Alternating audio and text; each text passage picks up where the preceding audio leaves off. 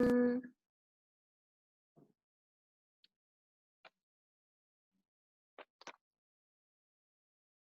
Okay, cool. So yeah, I'm Silla. I'll be chairing this round. Judging with me are Daud and also Felix. So yeah, without further ado, let's call upon Prime Minister to start this debate. Here. Hello, just a quick mic check. Can everybody hear me? Yes, we can. All right, I'm Okay. Sarah from IIUM as Prime Minister. Cool. Do time yourself. I will be clapping or like just writing in the chat how many Alright. minutes you have left or something. Okay, cool. Okay. For POIs, I prefer if you just turn on your cameras and hold up the paper, okay? Okay. Have courage and be kind. This was the tagline of a very popular remake of Cinderella a few years ago. But what exactly did she mean, or did her mother mean, when she consistently told Cinderella to have courage and being kind? It is to say that staying strong is enough to get for you to get through your day. It is to say that staying strong through all the monstrosities committed by your fellow stepfamily is enough for you to feel complete, etc. And it also paints a picture that there is going to be a possibility in which someone else is going to come in and save the day and save you from everything that you're currently going through.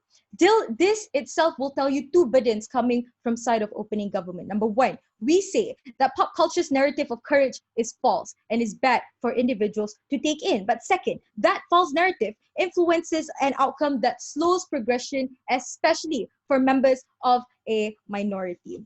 Understand that in today's debate, side of opening government isn't saying that the idea of courage being portrayed in media is bad. No, but we are saying it becomes bad when we glorify it to the point where we think it is enough to hold on to that false narration of pop culture. So without further ado, what exactly does courage within pop culture look like? Number one, that Cinderella piece I just told you about. But second, Lady Gaga's Born This Way, right? The courage to accept yourself for exactly who you are, and you should just stop there. It influenced so many people to just respond to individuals who are throwing hate at them to just, say, nah, it's okay. I understand. I am born this way, and I accept myself for it. And their actions and there. But third, what do we mean by false narrative? The standards that you set for what exactly is courage is too low and too narrow. It is to say that staying strong and absorbing all the hate thrown at you is in fact being courageous. We think that courage extends to, wider forms of description. For example, throwing a rock at people who have unjustly attacked your people, that can be courageous too. We think that courage isn't just all sunshine, isn't just all rainbows, is what the pop culture would try to tell you. But second, we say that life is no movie, that life isn't just a music video or something. It isn't just within the durations of pop culture. It extends beyond that, because currently you have to write your own script. And we say that being complacent with accepting media's uh, of false narration of courage is going to be bad for you. So what exactly is the problem identified by side of opening government? Number one, we think that individuals think it's enough for them to have and to hold on to that false ideal of courage. Again, we're not saying this isn't good, but what exactly happens when they do so? Instead of calling people out, instead of Cinderella calling her stepfamily out for, naming her and nicknaming her Cinderella for like the ashes that she has on her skin, she just stays quiet about it because her mother says that she must be strong enough to go through that. But second, we also say that by doing that, you are also influencing people to think that if you take further actions, that is not courageous, that is rebellious, and rebellious is a very bad thing to do. You influence individuals to not go to the extremes or to the standards that they deem fit due to pop culture's references in the first place. Another thing worth noting is that the individuals largely influenced by pop culture are mostly children. And when you are influenced by something as a child, you will most likely carry it to the ends of your adulthood and things like that. So something you learn when you were still at the most vulnerable age that you can be will be carried until the day you die. But second problem, courage is a very fancy big word. It's something that everybody wants to be. So glorifying this false narrative and indoctrinating children to believe in it is necessarily a sin. Why? Oh, wait, I told you that already. But let's draw a parallel, right? When it comes to, let's say, politics. People say politics is dirty, and they refuse to join any discussion in relation to politics because they're like, that's dirty. When in fact, it's just something a little more complex. When you glorify courage to be like this, they will not want to join in on activism because that will paint them to be not courageous. That will paint them as the bad guy. That will paint them to not have courage, to stay silent, to stay strong, because that's not the case in today's debate. No, thank you, sir. A little later. So how exactly does glorification look like? It looks like individuals playing Lady Gaga's Born This Way on repeat during Pride. And it's also when like individuals, especially microaggression that you face on the daily on social media or at school, when someone calls you out on slurs and things like that, instead of calling them out and say, hey, you're not supposed to do that, instead of trying to educate and stand up for yourself, you just internalize all of that problem there and there. The problem that we see with this is that most of the time this affects marginalized communities, and understand that marginalized communities are always demanding for a change, but they cannot achieve that change if they aren't actively fighting for it. And we think that glorification is causing them to become complacent in achieving that ideal world. Before the conclusions, yes, Mika. I think the problem with your characterization is not necessarily the problem with glorification, but rather the problem is what society thinks courage is. Yeah, society thinks courage is like that because social media and pop culture glorifies it to be like that. Hence, I was saying it's bad. But let's look at the ideal world coming from OG, right?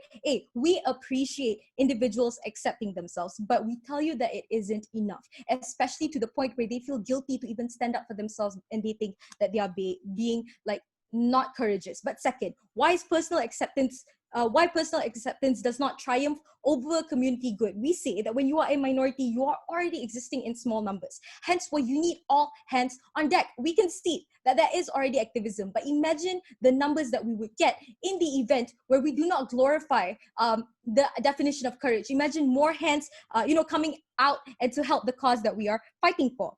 Understand that by holding on to this ideal of courage, your enemies won't applaud you for it. Instead, they will take your silence to be something that's deafening. They will take it as a win when you're not standing up for themselves. They will not be called out. They will not learn anything. They won't feel guilty, nor will they hold any form of accountability for the monstrosities that they have conceded. But last, we reject the fact that the definition of courage is extremely narrow in the first place, right? What exactly are forms of courage portrayed in pop culture that we accept? We think songs like You Need to Calm Down and also The Man by Taylor Swift is something that is acceptable because it actively calls out oppressors and aggressors for their misconduct within humanity and against the minorities that necessarily exist. With all of those reasons, very proud to propose. Thank you. Thank you for that speech. Calling upon Leader of Opposition. Here.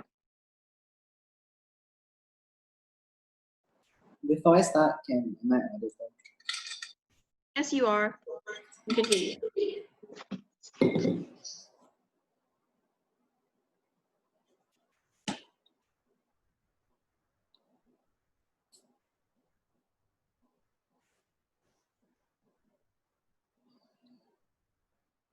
Courage is literally the life sustenance that pushes people to try out new things, pushes people to challenge what is considered the normative by society, but it also tells them to really break out of the privileged bubbles that they remain in and challenge authority that actively suppresses against the people's voices.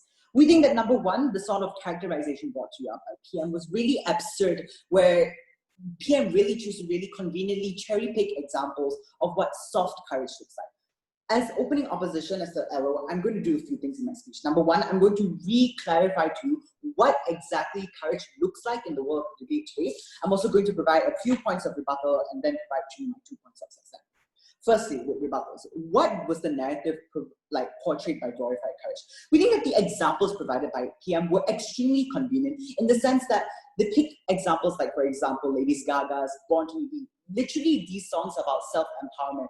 The type of courage that we're looking at exists on a diversified range. It can exist as your Cinderella songs, but it also looks like the courage in like your political movies, for instance, where people choose to challenge your really corrupt governments to finally make changes in society. Where like action movies, for instance, where you stand up against the villains, the active oppressors who choose to shut you down and make your life a living hell. These are the types of narratives that courage can exist in. We have to concede to the fact that courage does exist in a broad form due to how diversified popular culture culture is. But also, the arguments provided by PM were really grounded upon the premise that courage essentially forces you to be complicit to a lot of abhorrent things. We think that number one, the sort of characterization given to you as a child that you will obviously take into the whole message that Cinderella, just be kind for you until you grow up. I think that number one, this is false, because individuals will always change their mindsets as they become more mature, as they learn the true reality of the world. This is when they're more likely to buy into the sort of narratives that action movies, for instance, portray, or like social movements that are posted on like social media, for instance.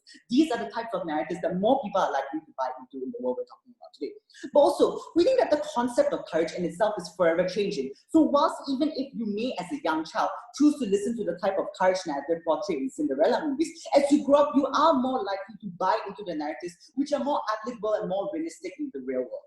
Now, moving on to my characterization of what exactly courage is. I think we have to understand from the get-go that courage exists in a broad, diversified range by virtue of popular culture being so broad and so diversified. That is to say that courage can also exist as your Cinderella movie, but it also exists in other forms, such as you challenging like corrupt governments, such as you challenging the police force who is oppressing African Americans, such as you fighting against the villains in action movies. So we think that is what courage looks like in the world of today. My first point of substance, how the courage or the glorification of courage questions authority that suppresses voices. What do I mean by this argument? We think that the type of courage portrayed by popular culture is one where people aren't afraid to challenge the normative standards that society abides by, but they're also not afraid to stand up against authority that actively suppresses people.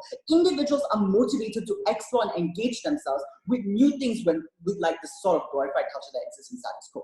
But how exactly does it influence people to like question authority? We think that when courage is painted as a bastion that catalyzes change, people feel empowered and incentivized to actively take efforts to fulfill the notion. The uniqueness of popular culture is that it's the broadest, most accessible form of media that exists. It creates trends that literally influences the broader populace to jump on the bandwagon and provide the support. Why are the tangible benefits that manifest from this? We think that at the point where individuals feel the urge to make a difference, it's where social movements, for instance, gain traction. For instance, the Black Lives Matter movement. It's only because of what courage was portrayed in like the popular culture, where it urged people to really break out of their privileged bubbles and use their privilege to protect the most disenfranchised within society.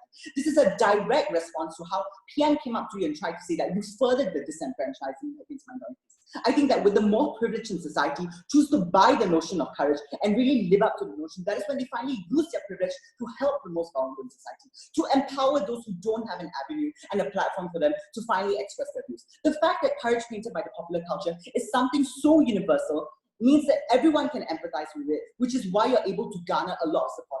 This is the point where you gain the critical mass required to finally lobby for changes to be made, to finally lobby for like affirmative action policies to be made, so you can finally help those minorities who have been historically oppressed against. But also social movements at this point are finally garnering enough progression to actually be heard, to actually make a change. This leads me on to my second point of substantive, how you achieve communal solidarity. We think that the notion of courage champions for people to come together, be courageous, and do things that can create better change, like for the future. Right? The first layer to this argument, you get people, regardless of their background, to organize and unite as one. The comparative that exists in the world of government is where you actively shame people for trying to do things such as like making a better change, for instance. It's where you actively shame people for not choosing to conform to just a broad like range of courage. It's where you tell people that being courageous means to just be complicit and like just accept all the things that are happening to you. The first layer, we think that because the message of courage is one that is so easy to understand and support, people have a natural incentive to conform to this notion by virtue of it being one that seems to achieve great things by popular media.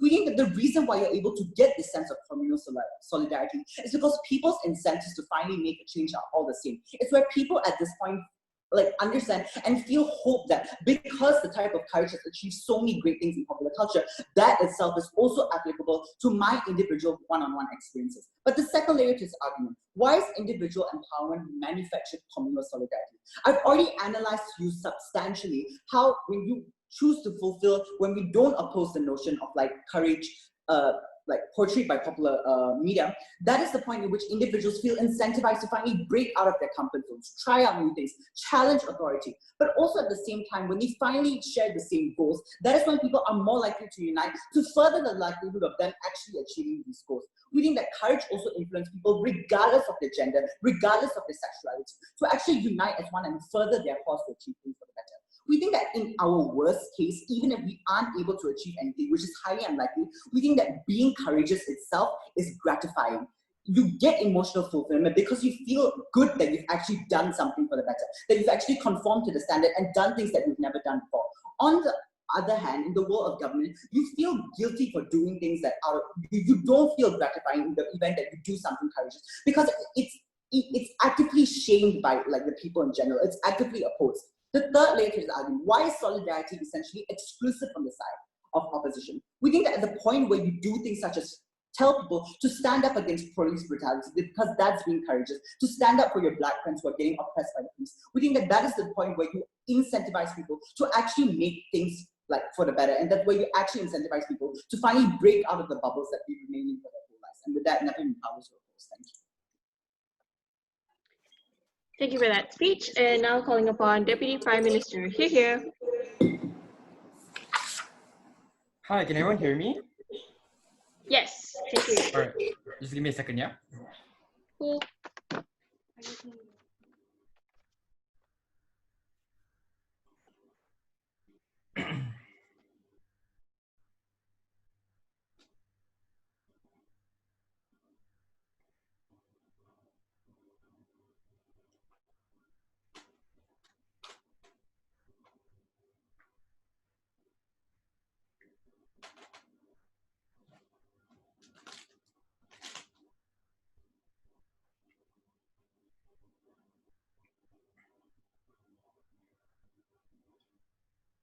I think what side opposition is trying to come up today, I think, it can sound smart in what they're trying to say and trying to teach us and propagate, but I think there's no actual basis as to what they're trying to argue for in the first place, because they're not actually like targeting or addressing glorification, but instead they're trying to depict to us like how we should all come together when we see these acts of courage within these like action movies. When the guys with the washboard ads come out and like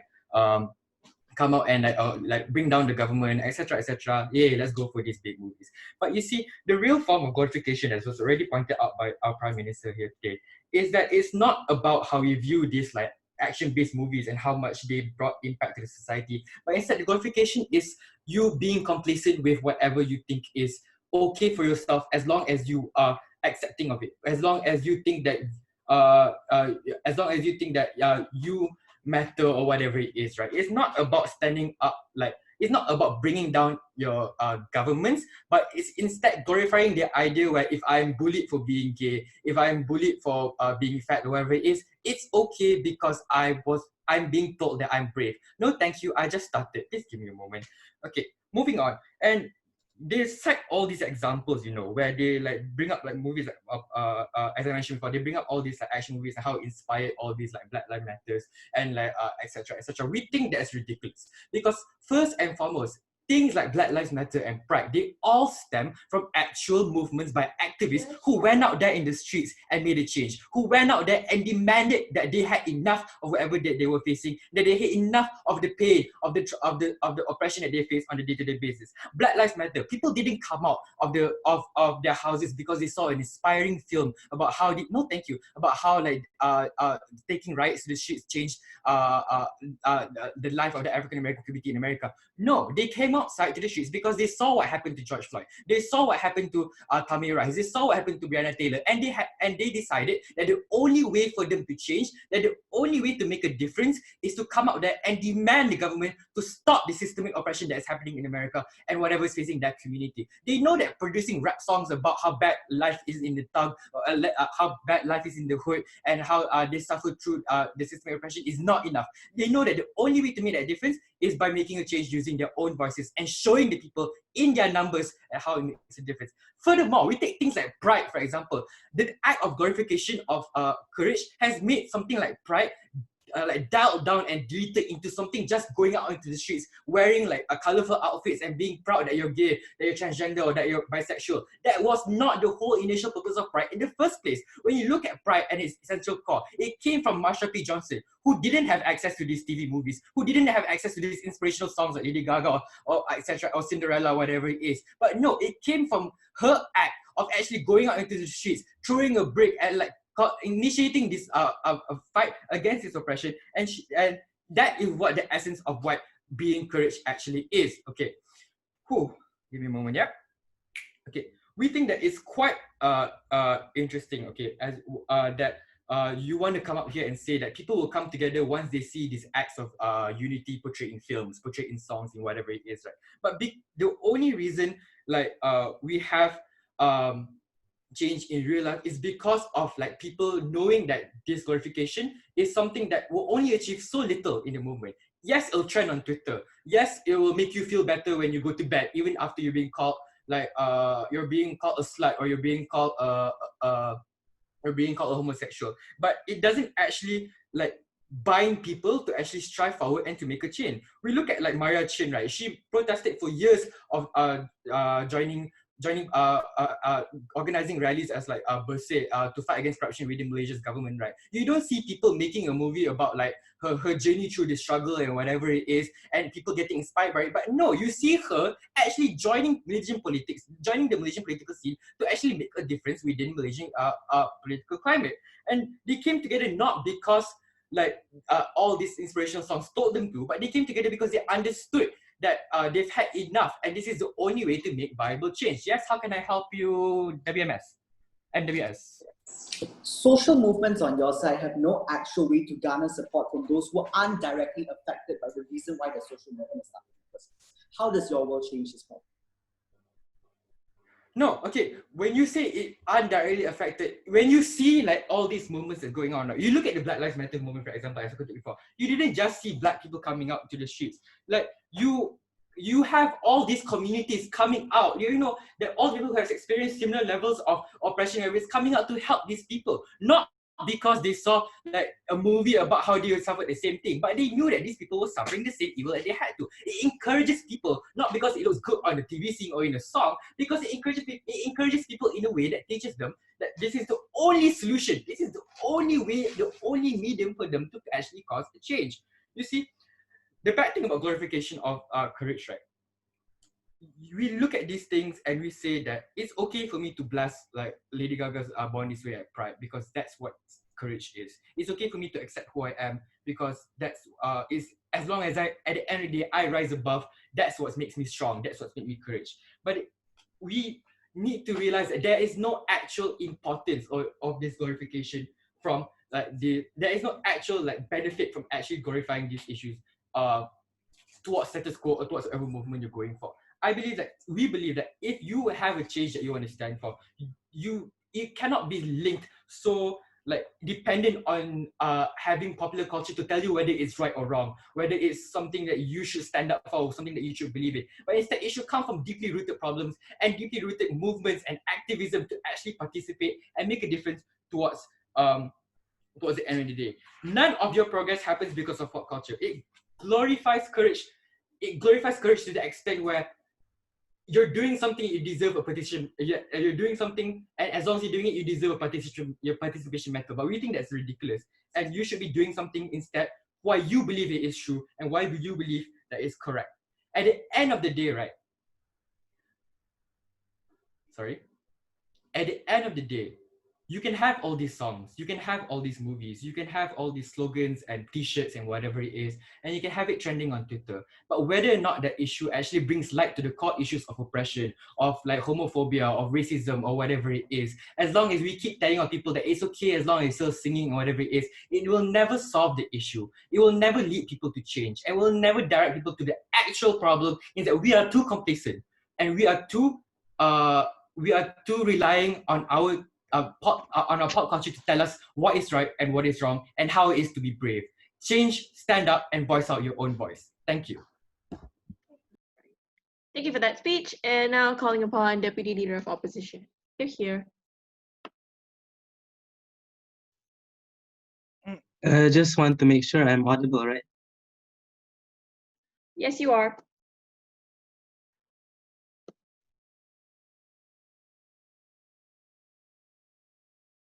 We think that aside opening government is talking a lot of shit when they want to gatekeep courage, but at the same time, they don't have the same courage to actually live there and fulfill that burden.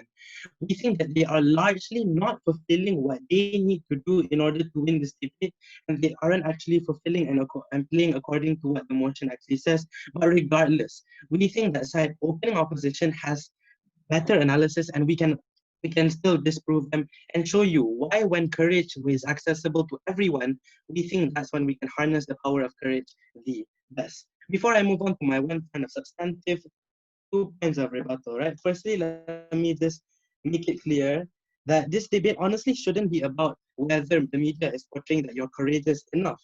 Because understand that the motion is specifically telling government side to oppose all forms of glorification. But they keep telling you that they want to selectively glorify the forms of courage, which is apparently honorable and much more brave.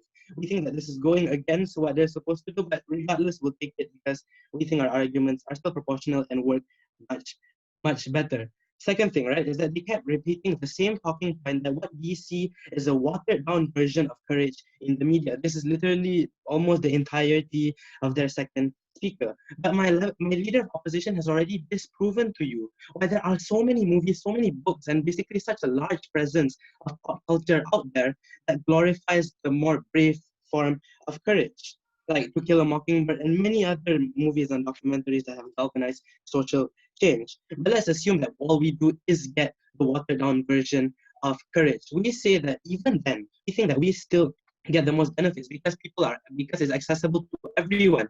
We don't expect everybody to be as courageous as Captain America. We think that you being courageous in your own way, we still think that's beneficial, much better to whatever alternative there's on site government, because understand they don't glorify anything.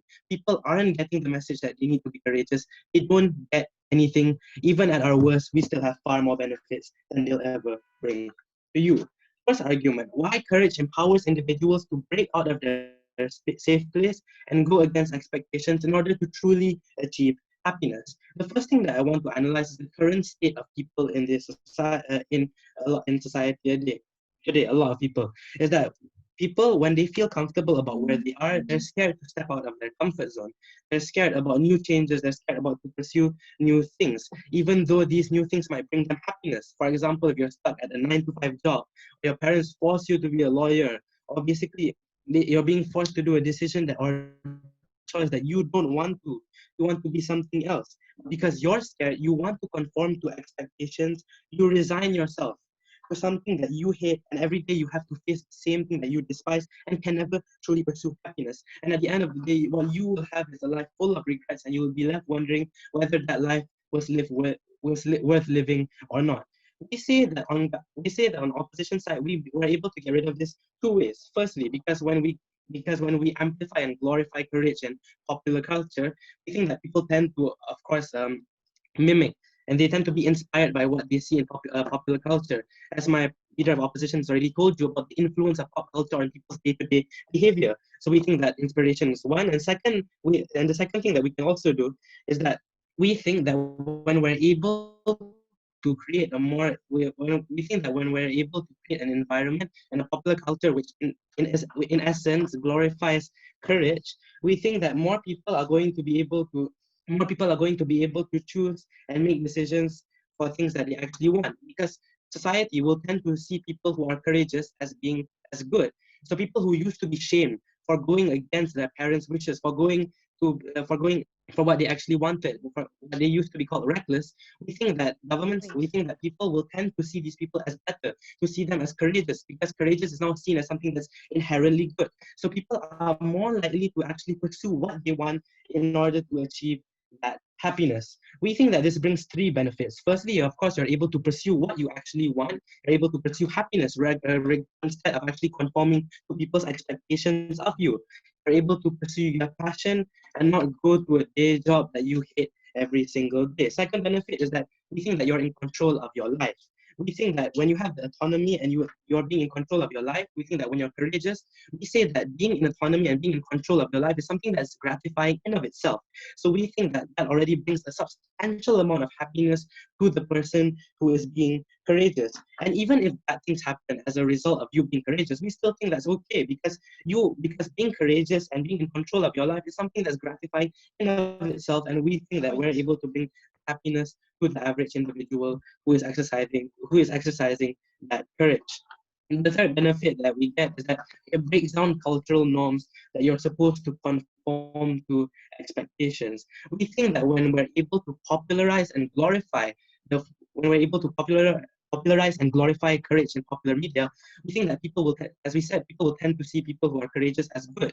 And therefore, we think less and less people are going to be forced to actually conform. And we think that they are more likely to pursue whatever they want, whatever that brings them happiness, because we break down the norms that you need a cushiony office job. We say that you can pursue whatever you want, regardless of what society says. And we think that more and more people will come to respect that decision because we glorify courage as being something that is good.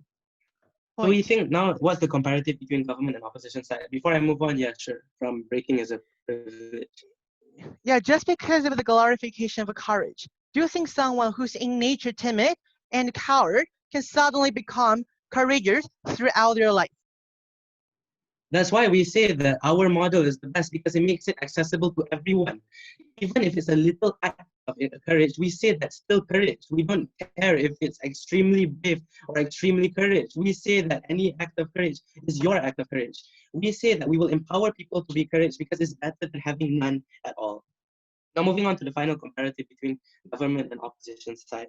We think that government side had a weird case where they're not actually helping people, where they don't glorify courage at all, and therefore people aren't feeling the effects, where people aren't actually being encouraged to actually have courage. And we say that regardless of whatever harms that we bring, we say that they don't bring any benefits at all. So even on our worst case, we say that we trump them. Under opposition side, we've already told you, under almost every scenario, that we get to bring the most benefits to the individual. We say that individuals can stand up to authority, that can pursue happiness, and even if that decision brings harms, we say that being courageous and being in control of your life is something that's self-gratifying. We bring the most happiness to the most people. Vote for side opposition. Thank you for that speech. To start the closing half, calling upon member of government. Here. Yeah, can you hear me? Because I think my internet is a little bit lagging sometimes. I can Is hear it you. okay? Yeah, it's Is good. it very smooth? It is Okay. smooth for now. Yes. Okay. I'll start in a second.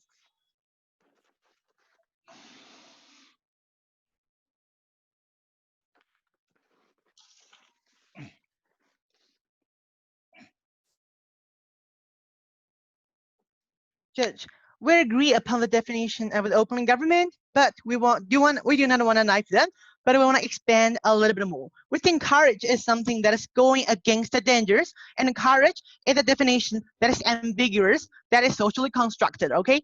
Some rebuttals towards open opposition. 3 things he brought to you. First of all, normative standards. Much more people are gonna come out to fight for social justice and social movements.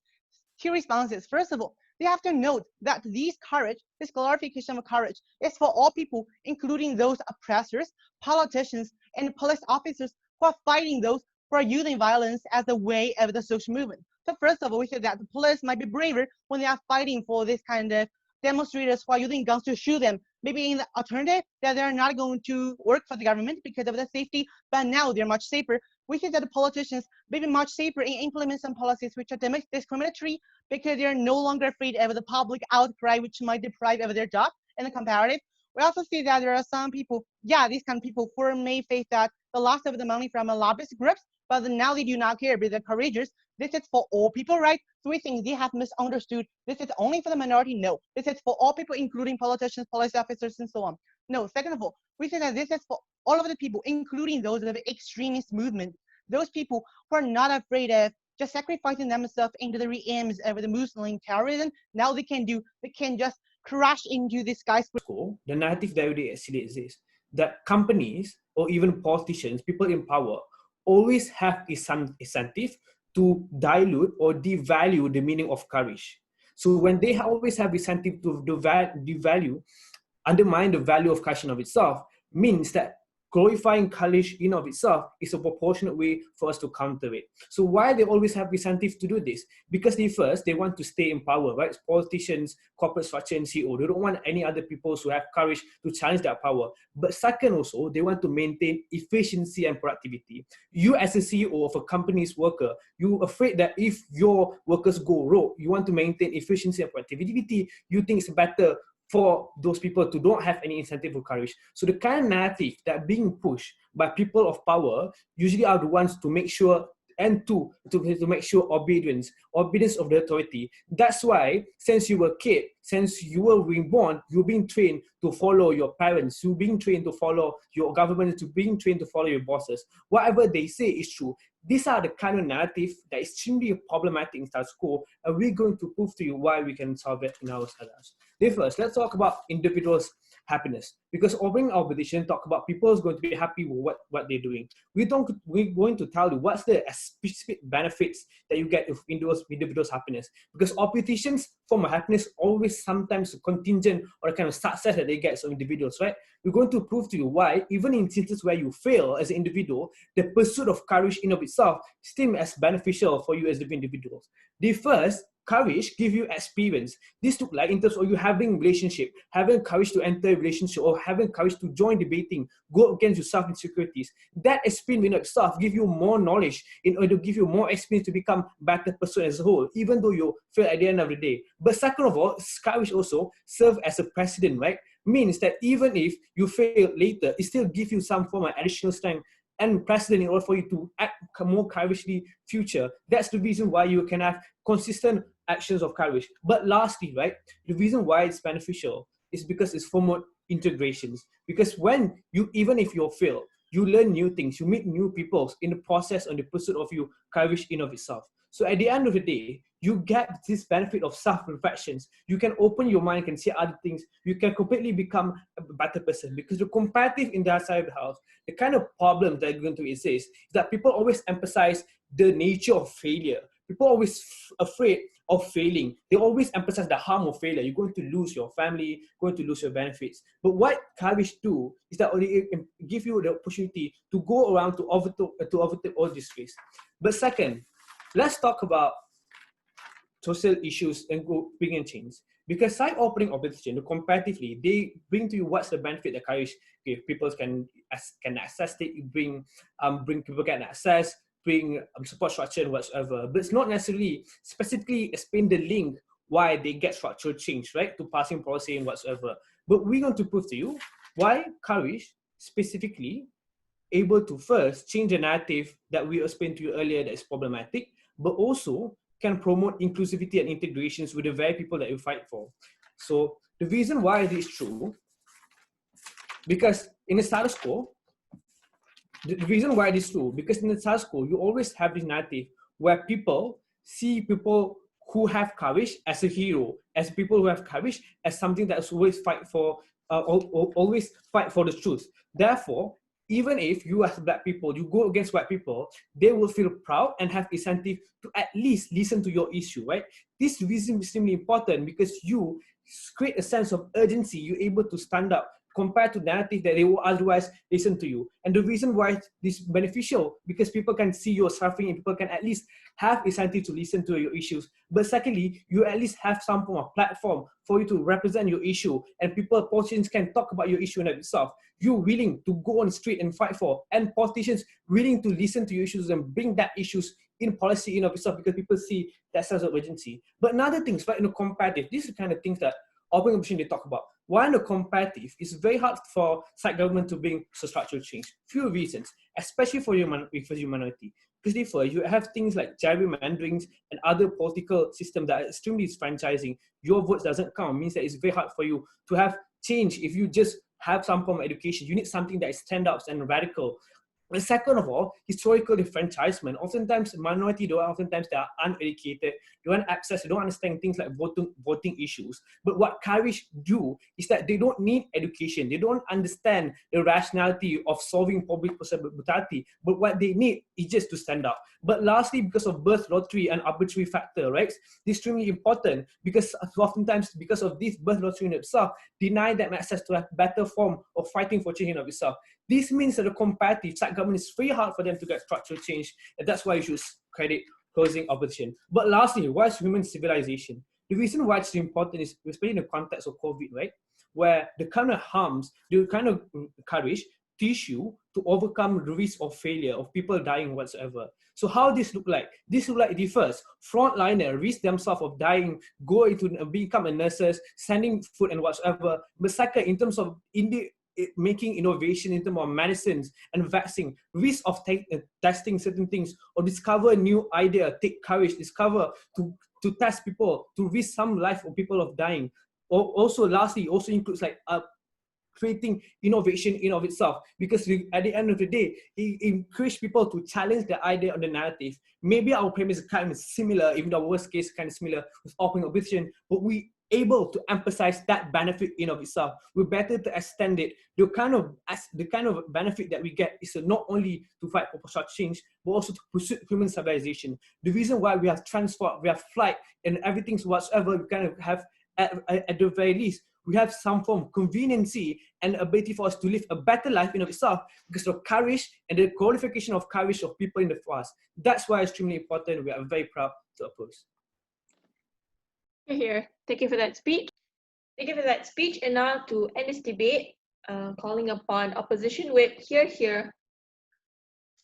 Hi guys, can you guys hear me? Yes. All right, cool.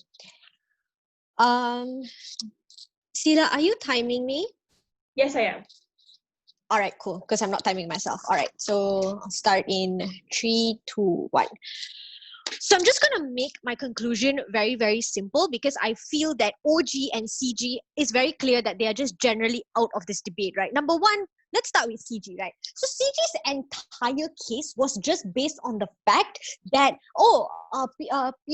it's going to, when you glorify courage, people are generally going to be incentivized to do stupid shit, and they're just going to be violent and stuff like that. And I think number one, you need to understand that what my member has already told you, which was not very well responded in CG's case, is essentially that the courage that we are trying to push is generally just allowing people to be brave and do things, right? Now, CG said that so a few rebuttals, right? So CG brought up that people are going to be deemed to commit irrational actions. People are going to move into violence. What we tell you is that as what already said, we can concede that I don't understand. Am I here? Okay, sorry. That I don't understand why does the whole government bench have this perception that that people are just generally stupid and they cannot make rational decisions. I think you need to understand that people are normal human beings, and when you glorify courage and when you teach them courage, it's just going to they refuse to concede with the benefits that courage can bring up on our side, right? And then OG also brought up, I think OG generally has such a complete distorted understanding of courage, right? Everything that OG brought up requires courage. So I don't know why OG narrowed the debate into a form of courage where courage is just something where people ask you to shut up and you shut up, right? And number two, this entire thing about people are going to go into activism because of there's no glorification of courage. I don't understand why this makes sense, because generally people are more inspired by what they see on social media, and then they decide that because courage is being shown on social media, and people are deciding for themselves that, hey, you know what, I'm going to make a change for myself today anyway, right? So I really don't understand what kind of courage they were talking about, right? And number two, they also said that so generally OG also brought up that our side of what the government bench brought up, that our side of courage that we are trying to glorify does not solve social issues. Then I don't understand what side of what the courage that they are pushing for. I don't understand how it solves social issues as well. On their side, it's just typically worsened, right? Because you want people to change, you want people to voice out, but then you don't show them that courage can be possible. You don't show them that this is what you can do if you have courage, right?